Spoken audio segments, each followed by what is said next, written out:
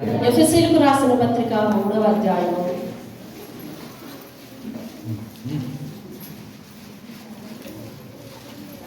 19-20 వచనాలను నేను చదువుతున్నాను, జాగ్రత్తగా వినండి. 3వ అధ్యాయము 19వ వచనం. జ్ఞానములకు మించిన క్రీస్తు ప్రేమను తెలుసుకున్నటకు తగిన శక్తి గలవారు కావాలని ప్రార్థించుచున్నాను. మనలో కార్యసాధకమైన తన శక్తి చెప్పున మనము అడుగు వాటన్నింటికంటేను ఊహించు వాటన్నింటికంటేను అత్యధికముగా శక్తి గల దేవునికి చివరికి వచ్చేస్తున్నాను. సదాకాలము మహిమ కలుగునుగా. దేవుని స్తోత్రం. మరి ఎక్కడ వారు అక్కడే కూర్చున్న చోటనే, కూర్చున్న వారు కూర్చున్నట్టుగా ఉండాలి. మధ్యలో లేచి రిఫ్రెష్మెంట్ తీసుకునే అలవాటును తప్పించేయండి. ఇది క్రైస్తవ భక్తి. మధ్యలో అట్లా చేయకూడదు. ఎవరినో ముందు వెనకే అంతే. అలా నిగ్రహించుకోవడానికి ప్రయత్నించండి. వాక్యములు దేవుడు మన వెనుకల్లో దీవించి ఆశీర్వదించి చిత్తం చెప్పున మాట్లాడి నడిపించుగాక. ఆమేన్. దేవుని స్తోత్రం కలుగునుగాక. జ్ఞానములకు మించిన క్రీస్తు ప్రేమ. ఇందాకను సాక్ష్య స్తుతి కీర్తనలో దేవుడు మాట్లాడినట్టుగా మన జ్ఞానం మిడిమిడి జ్ఞానం, నేలపైన జ్ఞానం, భూ సంబంధమైన జ్ఞానం, మన చుట్టూ ఉన్న పరిస్థితులను చూసుకుని పెంపొందించుకున్న జ్ఞానం. మన జ్ఞానానికి పరిధి ఉంది, పరిమితి ఉంది. దేవుడు అనంత జ్ఞాని. అతని జ్ఞానానికి పరిమితి లేదు. అనంత జ్ఞాని. దేవుడు తను మనల్ని ప్రేమించిన విధానంలో మన జ్ఞానానికి ఏదైతే అందుతుందో అంతకంటే గొప్ప సంగతులు మన జీవితంలో చేయగలరు. ఇందాక కీర్తనల భాగంలో మనం ధ్యానించినట్లుగా మనకు మన పరిస్థితులను బట్టి కొన్ని ముగింపులు తెలుసు, మనకు మన పరిస్థితులను బట్టి కొన్ని సొల్యూషన్స్ తెలుసు, పరిష్కారాలు తెలుసు. మనకు మన యొక్క పరిస్థితులను బట్టి కొన్ని తీర్పులు తెలుసు. అంటే ఇప్పుడు ఇలా జరిగితే అలా జరుగుతుంది, మన పరిస్థితులను బట్టి ఇలాగే జరుగుతుంది, మనకి ఇలాగే అంతే. మన చుట్టూ ఉన్న పరిస్థితులను బట్టి ఒకరి జీవితంలోకి ఇలాగ అయ్యింది, వాళ్ళ జీవితంలో కూడా ఇలాగే అయింది, అందరికీ ఇలాగే అవుతుంది అని అనుకుంటున్నారు. కానీ దేవుడు నిన్ను అమితంగా ప్రేమించిన రోజు నీ జ్ఞానానికి మించిన కార్యాలు ఆయన చేస్తాడు. దేవుని స్తోత్రం. నేను ఇందాక నా జీవితమే మీకు ఒక ఉదాహరణ అని చెప్పాను. 15 సంవత్సరాల క్రితం నేను ఇలా లేను. నన్ను మరణం వెంటాడేది. అస్తమాటు వారానికి, నెలకి నేను మహా అయితే 3 రోజులు బాగుండేదాన్ని. 27 రోజులు నేను చెప్పనాశక్యమైనటువంటి బాధతో ఉండేదాన్ని. నా ఏ పనులైనా, ఏ ప్రణాళికలైనా, ఒకవేళ శృతి మించిన ప్రయాణాలు ఏమైనా ఉంటే ఆ 3 రోజులకు సెట్ అయ్యేలాగా చేసుకునేదాన్ని. నేను మీ ఎదుట నిలబడుతున్న నేను ఎంతో బలహీనురాలు. అయినప్పటికీ దేవుడు ఈ నిమిషం ఇలాగ ఆయుష్ పొడిగించి మీ ఎదుట నిలబెట్టాడు. మిగిలిన 27 రోజులు కూడా నా ఉద్యోగ జీవితాన్ని ఈ నొప్పిని అనుభవిస్తూనే చేసేదాన్ని. ఒక రకంగా ఒక పెద్ద బుద్ధిబండ నా మీద పెట్టుకుని నడుస్తున్నట్టుగా నా నడక ఉండేది, నా పరిస్థితి ఉండేది. ఎంతో భారభరితమైన పరిస్థితి. లీవ్ పెట్టి ఇంటి దగ్గర ఉందాము అని అంటే అవని పరిస్థితి. పిల్లలు చిన్న పిల్లలు. మరి ఆయన అటు భారం ఇటు భారం, అందరి భారం ఆయన ఎత్తి మీదే. ఇటువంటి పరిస్థితుల్లో ఉన్నప్పుడు నా ప్రణాళిక, నా ఆలోచన ఏంటంటే నేను ఏదో ఒక రోజుకి చచ్చిపోతాను, ఈ భారం ఇంకెవరు తీసివేయలేండి అని అనుకున్న స్థితి. అది నా జ్ఞానం, నా పరిస్థితి అంతే. చాలామంది నా సమస్య తెలిసిన వాళ్ళందరూ అన్నారు, ఇది చాలా ఖర్చుతో కూడుకున్న పని, 50-50 ఛాన్సెస్, ఏమో అది క్యాన్సర్ కాయగా మారిపోయే అవకాశాలు కూడా ఉండొచ్చు, అలా ఎలా అని కూడా చాలామంది అంటున్నారు. ఏమో ముగింపు ఎట్లా ఉన్నదో మనకు తెలియదు, కానీ వీరు వారు అన్న సంగతులను బట్టి మా బంధువుల్లో ఒక ఆమెకి ఇలాగే జరిగింది, అది అలా మారిపోయింది, క్యాన్సర్ గట్టే మారిపోయింది కాబట్టి ఆమె అలా చనిపోయింది అని అంటూ ఉంటుంది. ఓహో, మన ముగింపు కూడా ఇట్లానే. కానీ దేవుడు మనం ఆయన మీద ఆధారపడి ఆయన ప్రేమిస్తున్న విధానాన్ని బట్టి, మన మీద ఆయన పెంచుకున్న ప్రేమను బట్టి, మన జ్ఞానమునకు మించిన అద్భుతమైన కార్యాలు మన జీవితంలో చేస్తారు దేవుడు. అది మన ఊహకు అందరికి. అందుకే నాకు కింద వివరిస్తున్నాడు ఆయన ఏమిటంటే, అడుగు వాటి అన్నిటికంటే, ఊహించు వాటి అన్నిటికంటే అత్యధికముగా చేయగల శక్తి గల దేవుడు. హల్లెలూయా. పైన ఒక వాక్యం రాసింది, మనలో కార్య సాధకమైన తన శక్తి. దేవునిస్తుంది. మనం ఏది కూడా సాధించలేము, ఏది కూడా చేయలేము, కానీ మనల్ని కార్య సాధకులను చేసే శక్తి ఆయనది. దేవునిస్తుంది. అల్పులను బలవంతులను చేసే శక్తి ఆయనది. దేవునిస్తుంది. ఓడిన వారిని గెలిపించే శక్తి గల హస్తం ఆయనది. దేవునిస్తుంది. ఆయన చెప్తున్నాడు కింద నెలగంట, అత్యధికముగా చేయ శక్తి గల దేవునికి మహిమ కలుగునుగా. హల్లెలూయా. ఆ దేవుడు ఎవరు? నా దేవుడు. చెప్పినారు, నీ దేవుడు అండి. ఆ దేవుడు నీ ఊహకు మించిన కార్యాలు చేయగల దేవుడు. ఏమండి, నువ్వు అడిగే వాటికి మించిన కార్యాలు చేయగల దేవుడు. ఎప్పుడో తెలుసా? నీ ప్రేమ ఆయన యందు స్థిరంగా ఉన్నప్పుడు తెలుస్తుంది. అప్పుడు ఆయనను ప్రేమిస్తే నిన్ను ఆయన ప్రేమించి నీ మీద అమితమైన ప్రేమ చూపించి నీ శక్తిని పరిగణలోకి తీసుకోడు, నీ ఆరోగ్యాన్ని పరిగణలోకి తీసుకోడు, ఆఖరికి తెలుసా నీ ఆయుష్ని కూడా పరిగణలోకి తీసుకోడు. దేవుని స్తోత్రం. హల్లెలూయా. ఆయనే స్వయంగా దర్శనం చూపిస్తే ఆ దర్శనాన్ని ఇలా మెలకువలో ఉండి దర్శనాన్ని ఈ గోడ మీద టీవీ చూసినట్టుగా చూసిన దాన్ని నేను, నా ఆయుష్ అయిపోయిందని, నాకు భూమి మీద రోజులు అయిపోయాయని స్వయంగా చెప్పగా నేను విన్నాను. కన్నీరు కార్చి బిడ్డలను చూసి, అయ్యా చిన్న బిడ్డలయ్యా, ఆడబిడ్డలు అని నేను ఏడ్చినప్పుడు మళ్ళీ దేవుడు నాకు ఆ దర్శనం చూపించి, నిన్నిప్పుడే రావద్దు అన్న సంగతి 19 సంవత్సరాల క్రితం కాసిన దర్శనం ఇది. దేవుస్తుంది. ఇంకెన్ని దినముల ఆయుష్ ఉందో నాకు తెలియదు, కానీ ఇప్పుడు నా ఆయుష్ ఆయన పరిగణలోకి తీసుకున్నాడా? లేదు. నా ఆరోగ్యాన్ని పరిగణలోకి తీసుకున్నాడా? లేదు. అంటే ఆయన ఒక వ్యక్తిని ఉన్నతంగా చేయగలగాలి అని అంటే ఆయనకు మన పరిస్థితులతో, మన పరిధులతో, మన శక్తి యుక్తంతో పర్లేదు. అన్నిటికీ మించి కార్య సాధకము చేయగల శక్తి ఆయన. గొప్ప శక్తి. దేవుని స్తోత్రం. యోసేపు గురించి మనం ఎన్నిసార్లు విన్నా మరలా ఒక కొత్తగా విన్నట్టే. మీకు కొన్ని వాక్యాలు చూపిస్తారు చూడండి. ఆయనలో దేవుడు ఎంత కార్యసాధకం చేశాడో. ఆదికాండం 45వ అధ్యాయం 4-9 వచనాలు చూడండి. అంతటా యోసేపు నా దగ్గరకు రండి. చదవండి, ఫస్ట్ చదవండి. నా దగ్గరకు రండి తన సహోదరులతో చెప్పినప్పుడు వారు అతని దగ్గరికి వచ్చారు. అప్పుడు అతడు ఐగుప్తులకు వెళ్ళినట్లు మీరు అమ్మివేసిన మీ సహోదరుడైన యోసేపును నేనే. అయినను నేను ఇక్కడికి వచ్చినట్లు మీరు నన్ను అమ్మివేసినందుకు దుఃఖపడకుడి, అది మీకు సంతాపం పుట్టింపనీకుడి. ప్రాణరక్షణ కొరకు దేవుడు మీకు ముందుగా నన్ను పంపించెను.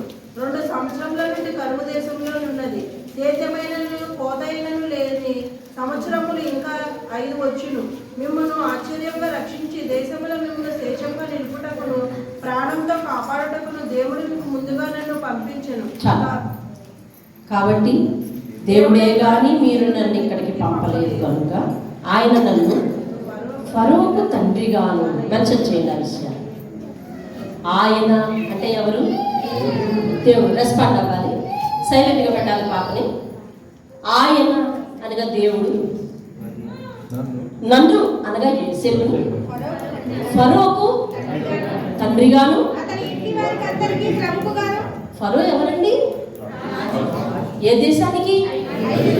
ఇప్పుడు యోసేపు ఏ దేశంలో ఉన్నాడు?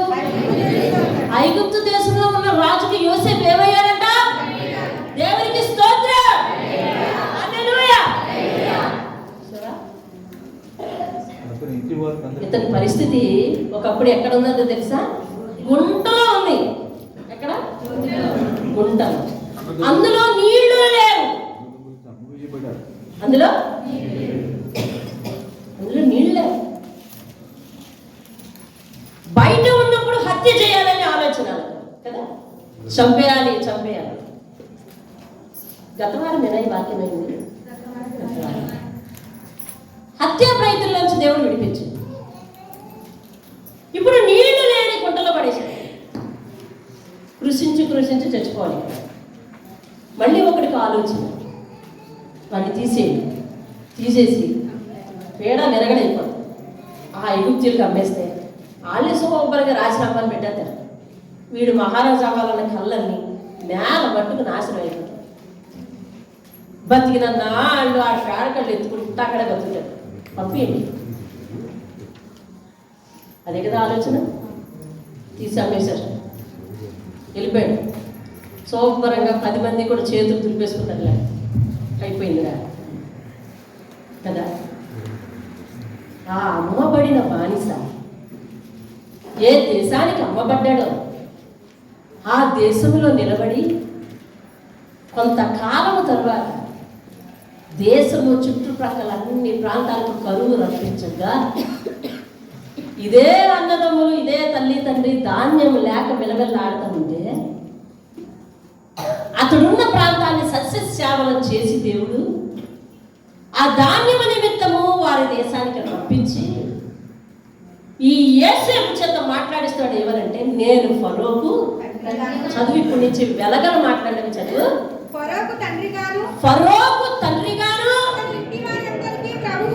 అతని ఇంటి వారందరికీ దేవుని స్తోత్రం చెప్పవే. హల్లెలూయా. ఓడిన బ్రతుకును దేవుడు ఏం చేశాడంట? కిరీటము వలె చేశాడంట. దేవుని స్తోత్రం. హల్లెలూయా.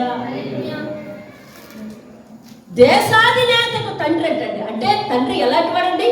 బాధ్యత చూసేవాడు కదా, భద్రత కల్పించేవాడు కదా, పోషించేవాడు కదా, రక్షించేవాడు కదా, ఆలోచన చెప్పేవాడు కదా. ఇన్ని బాధ్యతలు ఒక దేశాధినేత విషయంలో కుర్రవాడైన యోసేపు నిర్వహిస్తున్నారండి. దేవునికి స్తోత్రం. హల్లెలూయా. అంటే దేవుడు హెచ్చించాలి అని అనుకుంటే ఒక వ్యక్తి యొక్క స్థితిగతులు, ఒక వ్యక్తి యొక్క జ్ఞానము, ఒక వ్యక్తి యొక్క పరిస్థితులు, ఒక వ్యక్తి వెనక ఉన్న ఆర్థిక స్థితిగతులు, బంధువర్గాలు, నువ్వు అనుకున్నట్టుగా నీచమైన కులం ఉందో చూసావా, అవేమి దేవునికి అవసరం లేదు. దేవునికి ఏమవసరం? యోసేపును హెచ్చు చేసింది కులమా? యోసేపును హెచ్చు చేసింది జ్ఞానమా? ఇతని వలె దేవుని ఆత్మ గలవాడిని మనం కనుగొనలేము అని ఎవరంటా ఉన్నారు? ఫరో అంటాడండి. ఇతని వలె దేవుని ఆత్మ కలిగిన వాడిని కనుగొనలేము. దేవుని స్తోత్రం. హల్లెలూయా. ఫరో అంటున్నాడు. ఫరోకు తండ్రిగా చేశాడంట, వాళ్ళ ఇంటి వారందరికీ ప్రభువుగా చేశాడంట. ఐగుప్తు దేశం అంతటి మీద కూడా ఎన్నిక గలవానిగా, సెలెక్టెడ్ పర్సన్ అండి అతడు. దేవుని హల్లెలూయా. ఏలిక గలవానిగా నియమించెను. దేవుని స్తోత్రం. ఇది ఎవరు మాట్లాడిన మాటలు? యోసేపు మాట్లాడిన మాట. 48వ అధ్యాయం 11వ వచనం చూడండి. 48. ఇశ్రాయేలీలు అనగా ఎవరు? తండ్రి అయిన యాకోబు.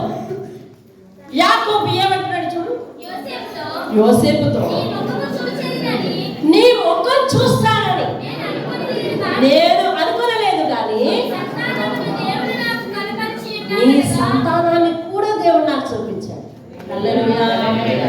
ఇదెంత గొప్ప సంగతి చూసేవా? యాకోబు యోసేపు చనిపోయాడని కుమిలిపోయాడు. అవును కదా.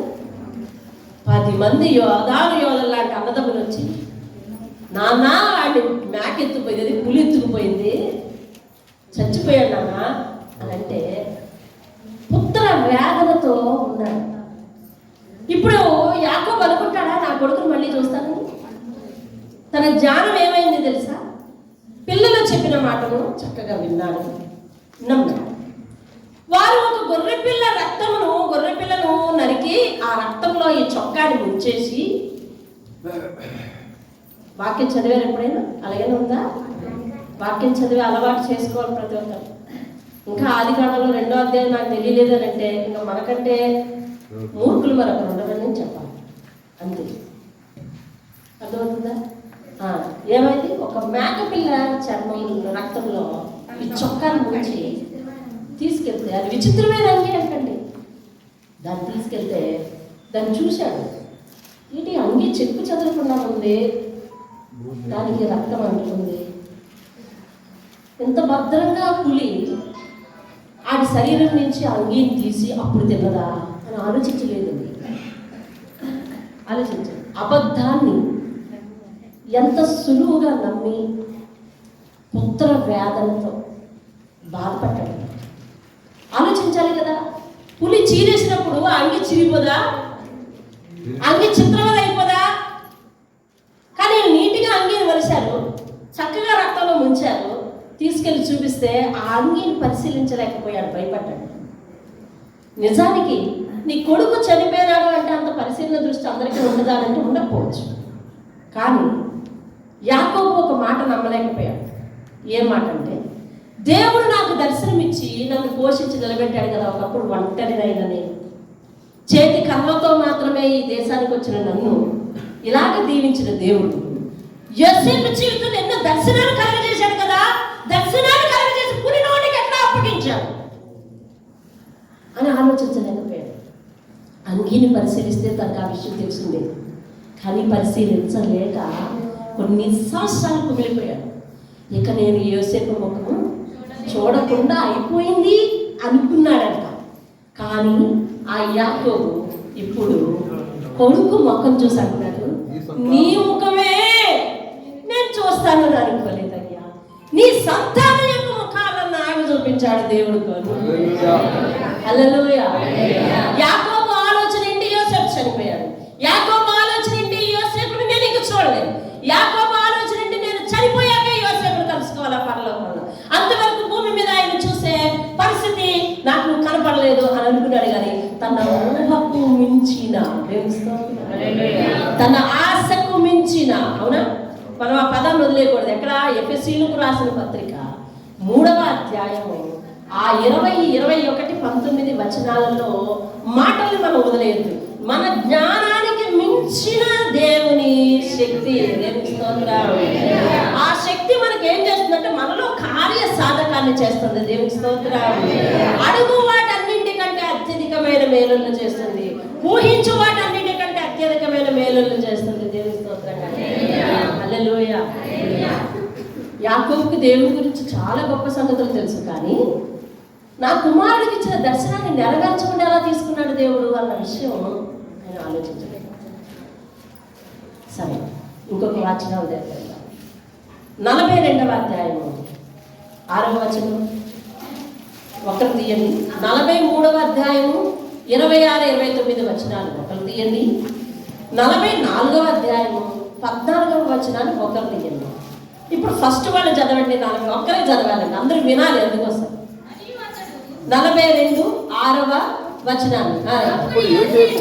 అప్పుడు యోసేపు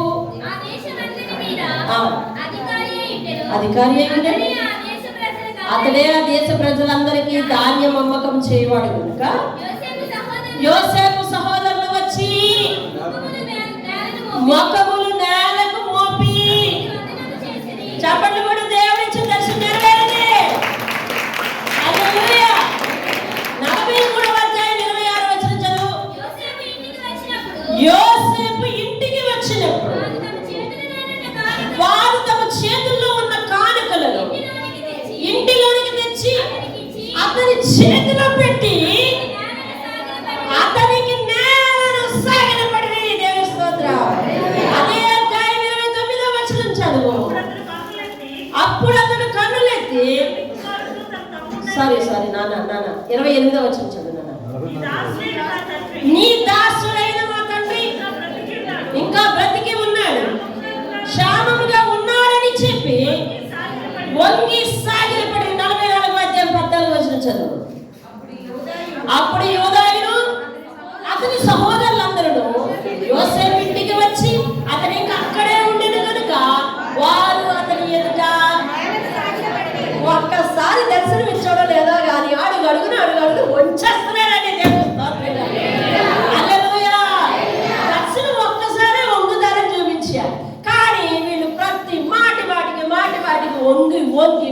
వంగి నమస్కారాలు చేస్తున్నారండి. దేవుని స్తోత్రం. అతడు ఎంత గనుడో చూడండి. దేవుడు అతడు ఎంత గనుడో చూడండి. అతడు చేసిన కార్యం ఎంత అద్భుతమైనదో చూడండి. యాకోబు ఒకలా ఊహించాడు, తన జీవితంలో ఒకలా జరిగిపోయింది. అతడు కొడుకునే చూడలేడు అనుకుంటే ఏమైంది చెప్పండి, నష్టపడ్డాడు. మనవల్ని కూడా చూశాడు. దేవుని స్తోత్రం. కొడుకుని చూడలేకపోయాడు, మనవల్ని చూశాడు. ఎంత అద్భుతం అండి. మరణానికి దగ్గర అయిపోయిన వాడు, బానిసగా అమ్మబడిన వాడు మహారాజే కూర్చోవడం కాకుండా, ప్రధానమంత్రి కూర్చోవడం కాకుండా, అతని దేశంలో అతని స్థానం ఏంటంటే తెలుసా? ఫరోకు తండ్రి అంట, వాళ్ళ ఇంటి వారికి ప్రభు అంట, ప్రజలందరికీ ఆయన ఏలిక అంట. దేవుడు దీవించాలంటే ఏ పరిస్థితులు కావాలి చెప్పు. దేవుడిని ఆశీర్వదించాలంటే ఏం కావాలి చెప్పు. ఏం కావాలో తెలుసా? నిరంతరము ఆయన యందు నిలిపే భక్తి. శీతాకాలంలో ఒక భక్తి, ఎండాకాలంలో ఒక భక్తి, వర్షాకాలంలో ఒక భక్తి. మనం చేస్తాం అబ్సల్యూట్లీ రైట్. ఇది అంతే అంతే. కాలం మారుతుంది, దాంతోపాటు మనం మారాలి. వర్షం అయితే ఒకలా భక్తి, చలి రోజులైతే ఒకలా భక్తి, వేసవకాలం అయితే ఒకలా భక్తి, కరెంటు పోతే ఒకలా భక్తి, ఏసీ ఉంటే ఒకలా భక్తి చేస్తాం. వీళ్ళు పరిస్థితులు అట్టడిగిపోతున్నా కూడా వాళ్ళు దేవుని యందు నిరీక్షణ ఉంచారండి. దేవుని స్తోత్రం. సంఖ్యాకాలంలో బిలాము అనే ప్రవక్త ఈ రీతిగా అంటాడు. 23వ అధ్యాయం 19-20 వచనాలు. అమూల్యమైన సంగతులు. నువ్వు బైబిల్ చదవాలి, అమూల్యమైన సంగతులు నీకు కనిపిస్తాయి. దేవుడు అబద్ధమాడుటకు ఆయన మానవుడు కాడు, పశ్చాత్తాపపడుటకు ఆయన నరపుత్రుడు కాడు. ఆయన చెప్పి చేయకుండునా, మాట ఇచ్చి స్థాపింపకుండునా. ఇదిగో దీవించమని నాకు సెలవైంది, ఆయన దీవిస్తాడు, నేను దాన్ని మార్చలేను. దేవుని స్తోత్రం. అంటే దేవుడే దీవిస్తే నేను ఎవరు మార్చలేరమ్మా. దేవుని స్తోత్రం. ఈ పరిస్థితుల్లో దేవుడిని దీవించాలి. అందుకనే ప్రార్థన చెయ్యి, ప్రార్థన చేయని నీ వెనకపడి గోజాడేది. అందుకనే దేవుడు నిన్ను దీవిస్తే ఏ నరుడు మార్చలేడు. ఎవరు నీకు ఆటంకంగా నిలిచినా మార్చలేరు. దేవుడు నిన్ను దీవించడానికి, నీ వంశాన్ని దీవించడానికి నీ వెనక స్థితిగతులకు అవసరం లేదు. అవి ఎలాంటివైనా, ఎలాంటి గడ్డు పరిస్థితులైనా, ఎలాంటి ఖడ్గము వంటి కత్తులు ఎలాంటి పరిస్థితులే అయినా, ఏ విధమైన భయంకరమైనవైనా అల్పమైనవైనా మన జీవితం ఎంత అట్టడిపోతున్నాయి అనవసరం. ఆయన ఒక నేను దీవించాలి అని అనుకుంటే ఎవరు మార్చలేదు. తెలుస్తున్నాను. చనిపోయిన మా పెదనాన్న, ఆయనకు ఆదివారం అంటే ఎంత ఖచ్చితమైన స్థితి అంటే, మా ఇంటికి వచ్చేటప్పుడు మిగిలిన రోజుల్లో వచ్చాడు. నాన్న ఈ ఆదివారం ఆగు అని ఉంటే ఒక వారమే ఆయన ఆపగలిగాడు. ఒక్క వారం. ఆ వారమే సంఘంలో ఆయన నిలబడి పాట అవకాశం అడిగి పాడి, తన సొంత పాటే బుక్లో పాడడం ఆయనకు తెలియదు, రాగాలు రావు, సొంత పాటే. 24 గంటలు ఆయన ఖాళీ దొరికితే బైబిలే నేను చదువుతాను. 24 గంటలు. ఎప్పటికీ 90 సంవత్సరాలు ఆయన. 90 సంవత్సరాల వయసులో కన్మోషన్. ఇప్పటికీ బైబిలే. మొన్న మా ఆవిడ అసలు ఎందుకు ఆ ప్రాణం అలాగా గొంతులో ఉండి పోకుండా ఉంది, ఇంకేం కావాలి ఆయనకు అని ఆలోచిస్తూ ఆమెకి తలుపు లాంటి ఆలోచన వచ్చిందంటే ఏంటంటే, ఎప్పుడు 24 గంటలు బైబిల్ చేతిలోనే పట్టుకొని ఉంటాడు. ఆ తల దగ్గర బైబిల్ పెట్టండి రా అని అన్నది. తల దగ్గరికి ఆయన రోజు వాడే బైబిల్ తీసుకొచ్చి అక్కడ పెట్టంగానే మరొక 5 నిమిషాలు ఆయన ప్రాణం ఇచ్చేసాడు. ఆ బైబిల్ ఎక్కడ నలిగిపోకుండా అట్టేసుకున్నాడు. చక్కగా ఎవరో వెడ్డింగ్ కార్డు ఇచ్చినట్టున్నారు, ఆ వెడ్డింగ్ కార్డుని అట్టేసాడండి. ఆ నిబంధన గ్రంథాన్ని దేవుస్తోంది.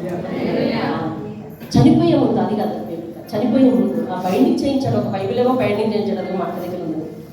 ఒక బైబిల్ బైండింగ్ చేయించుకున్నాడు, ఒక బైబిల్ ఏమో వెడ్డింగ్ కార్డు ఏమో అట్టేశాడు. చనిపోయే ముందు ఒక 2 వారాల ముందు వీళ్ళు టిఫిన్ పెట్టేసి, నీకు ఒళ్ళు జోగుతుంది, బీపీ ఎక్కువ అవుతుంది, నువ్వు మందిరానికి రావద్దు, పర్వాలేదు ఇక్కడే ఉండు.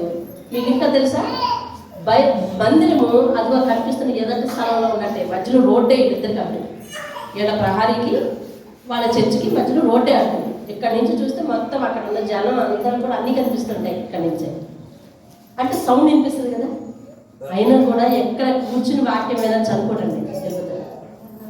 నడిచి వెళ్ళిపోయి ఆ మెట్లు ఎక్కుతున్నప్పుడు ఎవరైనా ఆడవాళ్ళకి సహాయం అడుగుతారు, నాన్న చేయి పట్టుకోండారంటే వద్దు వద్దు.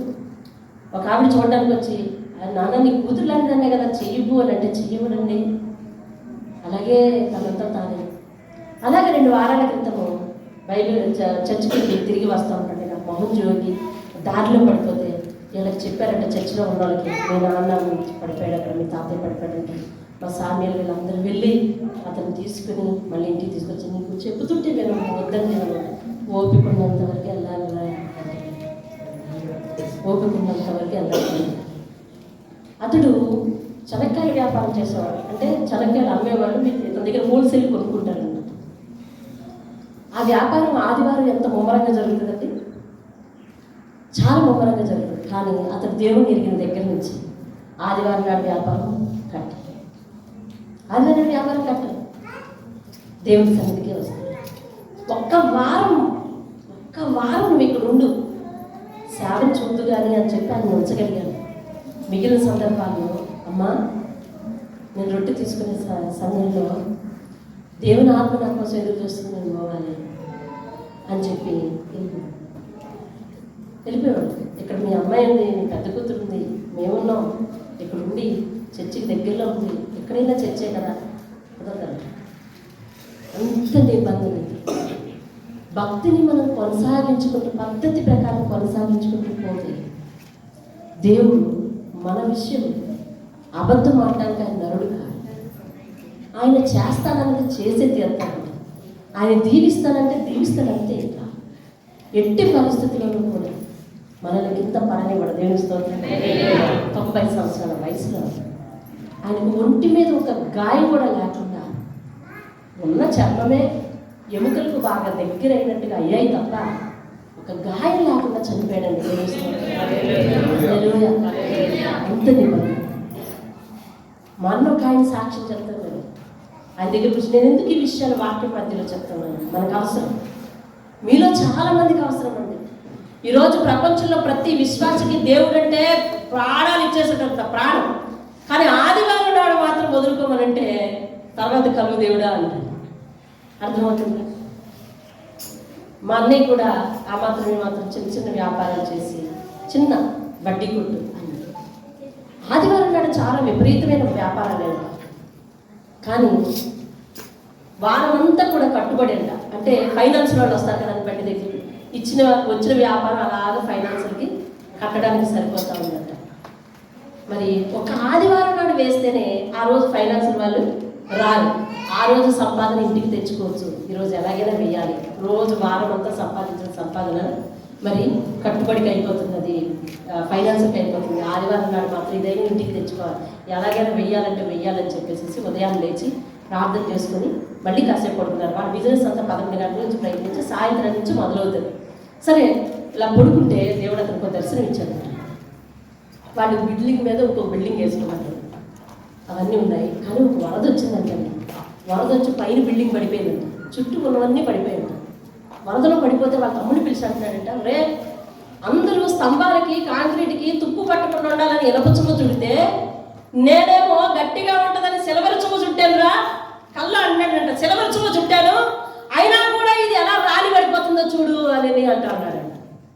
అప్పుడు దేవుడు పక్క నుంచి స్వరంతో మాట్లాడు, నువ్వన్నీ గట్టి ప్రయత్నాలు చేసుకున్నాను, నాకు చెప్తూ ఉంటేనే అది జరుగుతుంది. నేను ఉండగానే నా కళ్ళ నుంచి వేసిపోయి అంటే నా ఈ ప్రయత్నం తప్పు, నేను ఆదివారం నాడు ఆయన మాట కాదని నేను చేస్తున్న ప్రయత్నం తప్పు, ఉండకపోయింది. అప్పుడు ఆ కళ్ళలో ఏ సోదరుడు అయితే కనిపించాడో తమ్ముని పిలిచాడే, ఆదివారం అడుగు తిన్నా పర్వాలేదు కానీ ఆకలితో ఉన్నా పర్వాలేదు కానీ ఏమైనా పర్వాలేదు, ఈ రోజు నుంచి జీవితం పోయే వరకు ఆదివారం నాడు ఎట్టి పరిస్థితుల్లోనూ మనం బండేయడానికి వీల్లేదురా అని తీర్మానం చేసుకుంటాం.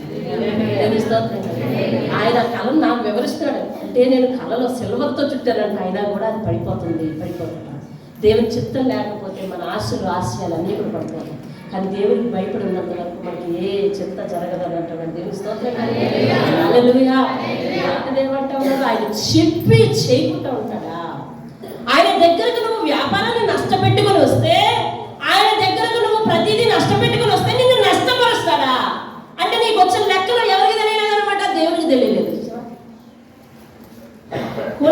అధినేత గురించి ఎప్పటికీ నెట్లో కొట్టి చూడండి. కోల్గేట్ అధినేత చిన్న కొట్టుగదిలో వ్యాపారం ప్రారంభించాడండి. కోల్గేట్ అధినేత అతని దగ్గర కొద్ది రోజులకి అప్పుడు ఆదివారంగా సమర్పించుకుంటూ ఉండేవాడు. ఆదివారం వచ్చేసరికి వర్కర్లకి సెలవు ఆదివారం వచ్చేసరికి. అలాగే తన దగ్గర పనివారు పెరిగినా, లక్షల కోట్ల టర్నోవర్ అయినా, అంతమంది పనివారికి ఆదివారం ఇప్పటికీ సెలవే. తెలుస్తాం హల్లెలూయా. ఆయన పోతాడు, వాళ్ళకి వర్కర్లందరినీ కూడా పంపండి. ఇవన్నీ దేశ విదేశాల్లో చాలా చోట అమ్ము చెప్తుంది. జర్మనీలో శనివారం మాత్రమే షాపులు తెరిచి ఉంటాయి. ఆదివారం నాటి ప్రాణం పోతుందంటే మెడికల్ షాప్ కూడా తెరిచి వచ్చాం.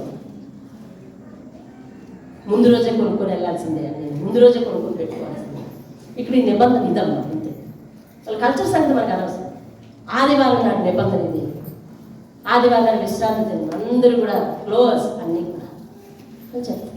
ఎక్కడ లేని రూలు, ఎక్కడ లేని తెలివి మనకే వస్తుంది. చూసాము, అరే ఈ 4 రోజులే కదా, అరే ఈ రోజే కదా, ఈ ఆదివారమే కదా అని మనం ఎంతగా లూజ్గా ఆలోచిస్తున్నాము.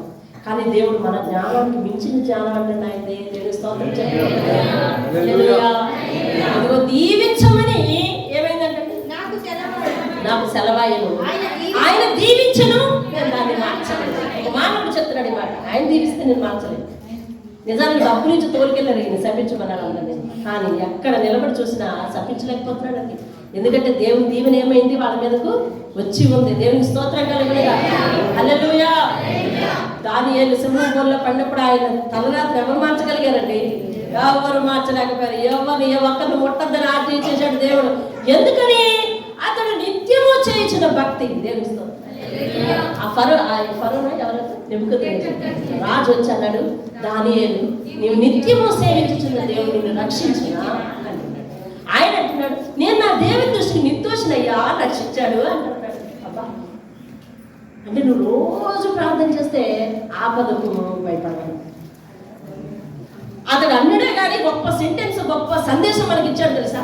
నీవు నిత్యము సేవించుచున్న దేవుడు నిన్ను రక్షిస్తాడు అని ఇచ్చాడండి దేవుడు స్టేట్మెంట్. హల్లెలూయా. నువ్వు నిత్యము సేవించుచున్న దేవుడు. కాలాన్ని బట్టి మార్చేసుకోకూడదండి, సీజన్ బట్టి భక్తిని మార్చుకోకూడదు. అర్థమవుతుందా? నువ్వు ఎంతగా సమర్పించుకుంటావో ఆయన రాత్రికాల సమయంలో వాక్యం ఏంటండి, ఆయన నీ సంచారములను లెక్కించుచున్నాడు, నీ కన్నీటిని తన బుడ్డిలో పట్టుకుంటాడు. ఆ రెండు కూడా ఆయన పుస్తకంలో ఉన్నాయి కదా. అంటే నీ ప్రతి సమర్పణ ఆయన రాసుకుంటాడు. నువ్వు ఈ రోజు దేవుని దగ్గరికి రావడం వల్ల ఎంత కోల్పోయావో దేవుడు రాసుకుంటున్నాడు. మరి నువ్వేమేం చేస్తున్నావో దేవుడు రాసుకుంటున్నాడు. ఏ విషయంలో కన్నీరు కాస్తుందో దేవుడు రాసుకుంటున్నాడు. వీటన్నిటిని చూసి ఆయన ఏం చేస్తాడు? ప్రతిఫలిస్తాడు. యోసేపు కార్చిన కన్నీరు ఏం చేసింది? అతన్ని ఫరోకు తండ్రిగా చెప్పు, అతని ఇంటి వారందరికీ ప్రభువుగా, ఆ దేశంగా వారికి ఏలికగా నిలబెట్టేసిందండి. దేవుని స్తోత్రంగా. హల్లెలూయా. ఈ జ్ఞానం, పరలోక జ్ఞానం మనకి కావాలండి. మీకేం పోయిందండి?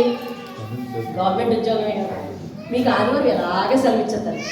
కాబట్టి మీరు ఇలాంటి కబుర్లు ఎన్నైనా చెప్తారు అని నన్ను మీరు అందరూ అనవచ్చు. మా నాన్న తిండికి లేని రోజుల్లో నిన్న పస్తు, ఈరోజు పస్తే అయిన రోజులో ఆదివారం నాడు సమయానికంటే ముందుగా పరిచర్య చేయడానికి పిల్లలతో సహా ఉన్న చరిత్ర నా తండ్రికి ఉంది. తెలుస్తుంది. ఎందుకు దేవుడు దయదలిచి మాకు ఈ బ్రతుకిచ్చాడు. నాకు ఈ ఉద్యోగంలో కూడా ఆదివారం నాడు డ్యూటీలు వేసినప్పుడు ఒక క్రిస్టియన్ హెచ్ఎంఐ ఆయన, అయ్యా నేను ఆదివారం స్కూల్కి రాను సార్, ప్లీజ్ నాకు ఇంకో రోజు వేయండి అంటే ఆయన నన్ను అన్నాడు, ఏమో ఈ వీడియో వాళ్ళకు కూడా తెలుస్తుందేమో, ఆయన నా హెచ్ఎంఐ అని అంటారు, ఆదివారం నాడు జీతం ఇస్తే తీసుకోకమ్మా అన్నాడు.